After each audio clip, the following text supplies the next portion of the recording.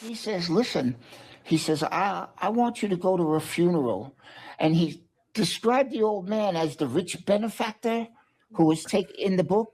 Yeah, Mr. Real I Estate. had read the book. Yeah, Mr. Real Estate. Mr. Real Estate. I read the first copy, not the one that I'm in. Uh-huh. You know, that was an update. Right. Mr. Real Estate. Right. So he wanted me to go to the guy's funeral. I said, I don't know, man. Like, well, you know, the people all there, you know, they're all going to know that I don't know this guy. He says, well, he was a contractor. He did buildings and stuff. You do a lot of work like that. Just say you're a private guy. You know, you did some side work for him. Mm-hmm. He says, all right.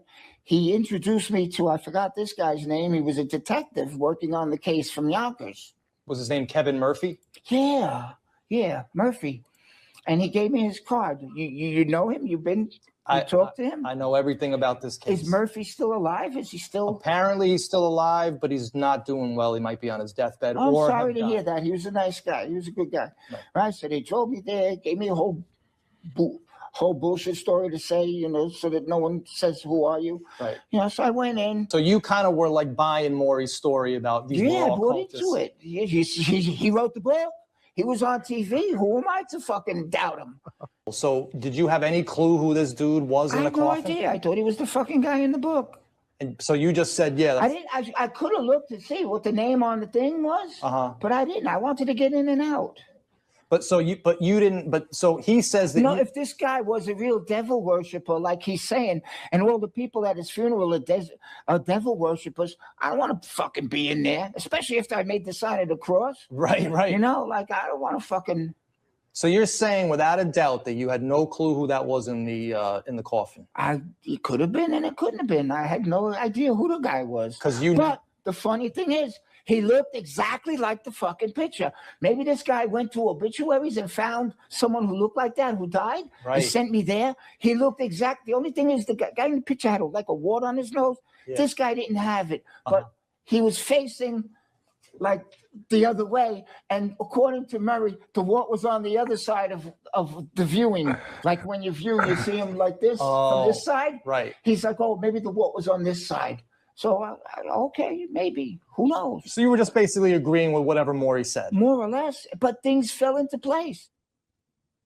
To an actual funeral. He was laid out in the coffin. People, mourners crying. There was a real funeral home in Yonkers somewhere. I think it was on Yonkers Avenue, if I'm not mistaken.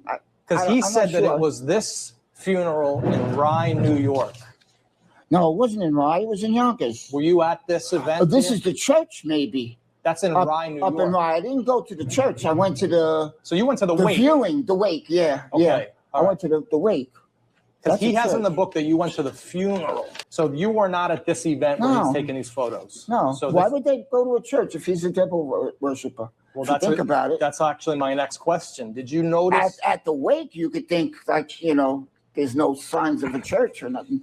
Maury Terry insisted it was the funeral of this guy named James Donovan. But the thing was, that funeral was in Rye. Whose wake or funeral was Billy the Artist actually at? It was in Yonkers, on Yonkers Avenue. So although he has testified to the accuracy and the relevance of the 76 sketches, David Berkowitz will not discuss any living suspects and so on and so forth. So then the article goes on to talk about the various shootings and why they were conspiracies. And he goes on to talk about Cecilia Davis and Berkowitz driving. There's literally no contemporary reporting in any of the newspaper articles that were from the time, or more importantly, in Cecilia Davis's own testimony to the New York City Police Department in the investigative files. There's literally no mention of him driving away. He couldn't, because I seen him taking off the ticket. He was still watching the police officers giving the rest of the cars tickets, and he followed the police officer. He could never go back to Blake Hunt because I seen him. Best as I recall, I drove away. There was a police car there, and I drove behind them and followed them for a while to see where they were going, and then they turned off somewhere, and I continued going. Yeah. Why did you take the rap for all of these people? But this time I had really sold myself out to our little group, and I was like a gung-ho soldier for them, and so I just was sticking loyal, you know, said, well, you know, I'm going to stand my ground, and for many years, I just kind of laid the path to myself. I had done that purposely. Since there was no trial, there were many questions David Berkowitz was never given an opportunity to answer. Did he act alone? Was he part of a satanic cult? Did he have information on other murders? This is Cecilia Davis. Miss Davis had seen a policeman ticket Berkowitz's car for parking near a fire hydrant and later saw him at closer range when he drove by her. Mrs. Davis saw Berkowitz again that night when she was walking her dog, Snowball. He passed her on the street, although she said later that she couldn't be exactly sure if it was him or not. Immediately, she was a celebrity, and it was assumed she would collect $37,000 in reward money. $37,000, but she hasn't yet received one single penny. Do you think that you've been betrayed by anyone, that this was just a lot of talk when people were talking about rewards and now they're backing down when they... No, I feel I've been betrayed by the police department. Because after David Berkowitz was arrested, they don't wanted no part of me. I was reading in the papers, parties for the police department, for David Berkowitz, everything David Berkowitz. Promotions for David Berkowitz. Where was I?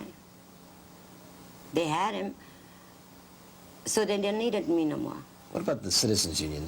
They're talking about deciding who, if anyone, should get the reward. Does that make you happy or not? You think the Citizens Union will properly decide that issue? I think they would, because if that's a citizen union, there's a board.